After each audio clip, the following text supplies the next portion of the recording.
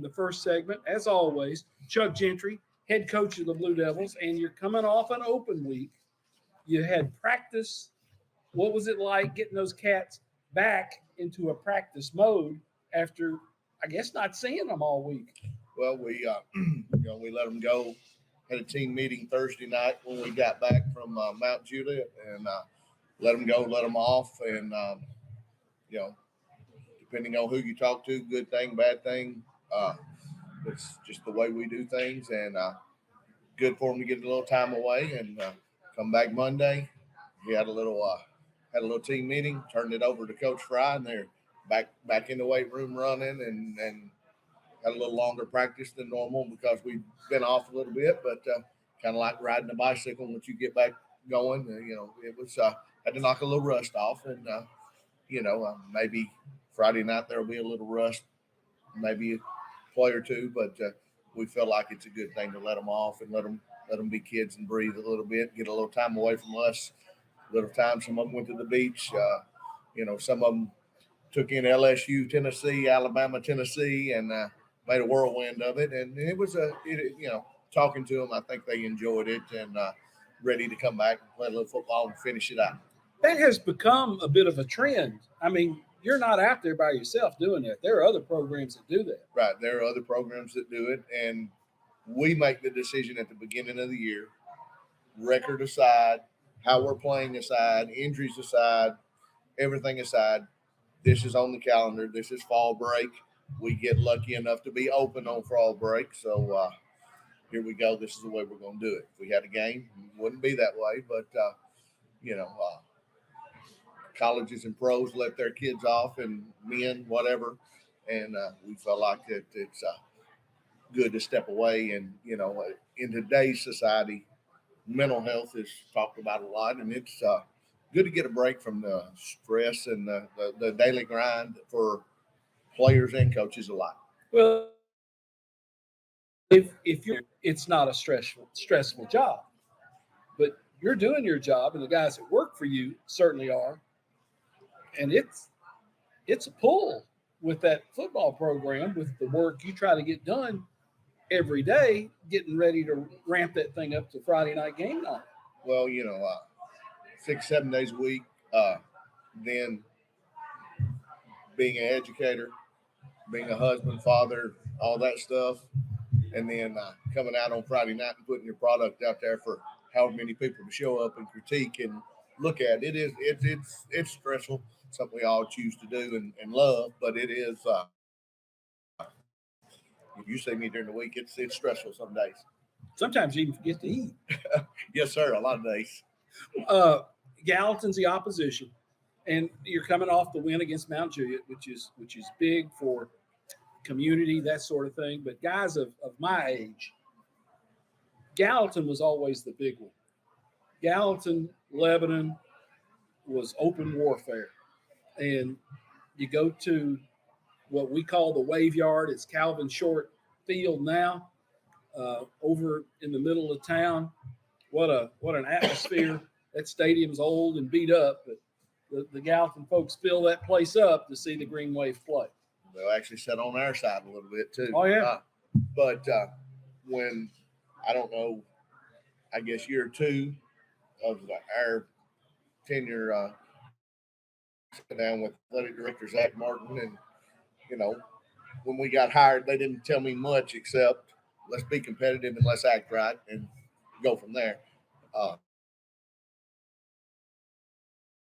Year 4, and I guess the second time that we've been down there, and it'll, a lot of people, especially your era, and talk about the Gallatin-Lebanon rivalry. I remember when I was in high school coming and watching a Lebanon-Gallatin game, and at the old stadium, and it was full and packed, and Blaster was driving that car around and doing things, and it's something that the community gets behind and wants to see, and right across the river, and hopefully good brands of football.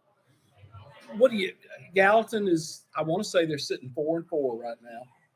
They're coming off a loss to Beach, a big rival of theirs. What are you going to see from Gallatin on the defensive side of football? Well, on the defensive side of the football, they'll be an even and an odd front. They do both. They're a 40 team and a 50 team. A lot of man coverage, a lot of pressure packages where they'll send people from everywhere, and a lot of an aggressive style attack defense, and which is different than we see a lot of times. Sometimes we expect that and don't get it. Sometimes we don't expect that and get it, but I feel like that they will. That's what they'll give us on Friday night, and it's what they've shown on film. And at this point, 8 games in, you usually don't change a lot. You add a wrinkle or two, but by this point, you are who you are. There's a Clemens on that staff. Is he a Smith County Clemens? He's a Smith County Clemens. Played. Goodness, I guess he graduated. He's an 05 team, so an 06 graduate. Played at Cumberland. Played 4 years when we were at Smith County. Him and Zach Carter are tight. Okay. Tight. We don't talk as much football as we should, but he's their offensive coordinator and is a good football coach and a good guy. Offensively, they're an option football team. You don't see much of that now. Teams will run some option in what they do, inside, outside veer, zone. They'll read some stuff on the zone, but they believe in the option game, kind of like Navy, Air Force, the stuff you see on TV. It's similar. It's they're wing slot, slot eye, wing eye. A lot of some of the similar tendencies that Coach Medley used to have with the slot eye stuff. Really big fullback who is a good athlete, runs the ball hard, and at times has racked up a lot of yards. And once he gets going, is a load to tackle and hard to tackle. And then tailback who is just a junior who's got several Division I, Power 5 SEC offers. Got a quarterback who is a defensive kid in college, but 6'2", 6'3", fast, athletic kid, very smart kid that runs their offense and can go at any moment. And then a bunch of good offensive linemen up there and foot to foot and getting after it. I know, and I've talked about this number before. They ran for 411 yards against Mount Juliet in the season opener. Now, I don't believe they've had that kind of success since then because people see what's going on. Mount Juliet kind of caught unaware by that. But I guess the priority, get that fullback tackled and make them do something else. Well, if you're defending option football, the first phase is the dive phase. And if you don't stop the dive phase, you don't have to worry about the rest.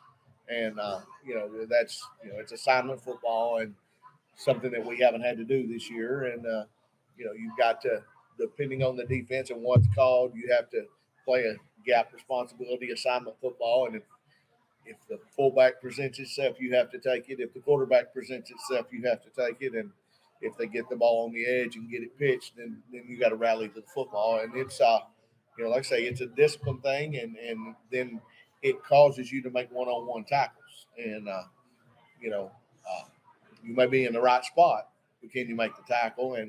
Or are you trying to do somebody else's job instead of your job? And, it's hard to sit in there and, we practice without the football, getting ready for this. So, I make sure the fullback's tackled, make sure the quarterback's tackled. I don't care if it is Coach Brady, wrap him up and make sure that he knows, and then somebody wrap up the pitch guy. And do they pitch much? Have you seen them pitch much? Not very much. I mean, they very, very rarely get to the third phase, but, that's a lot of option teams don't. Right. They don't.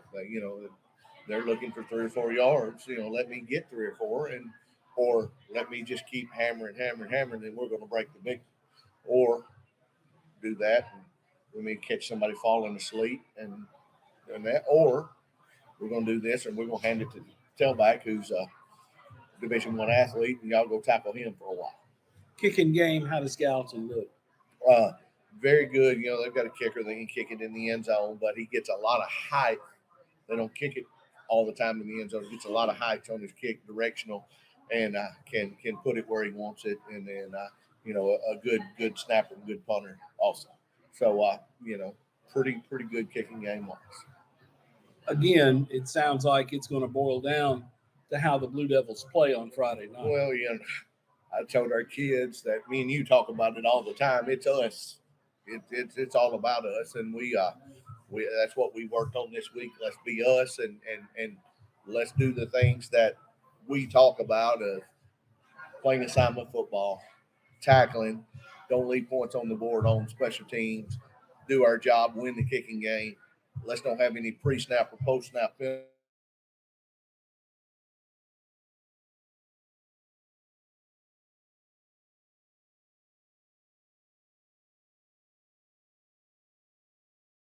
And everything will be fine. Don't be the group that's lagging behind. Don't let your teammates down. So it's a lot about us and how we show up and the mentality. And I say it, if we're focused and playing our brand of football, we can be beat by anybody. So I tell that to our kids. I tell that to you. I tell that to anybody we play. Who knows? Coming off that great win against Mount Juliet, week off.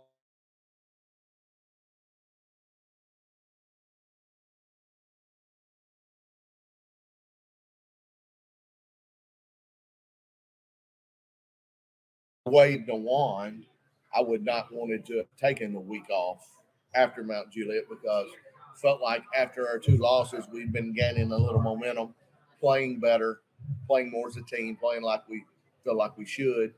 But health wise, the way you look at the season, maybe it was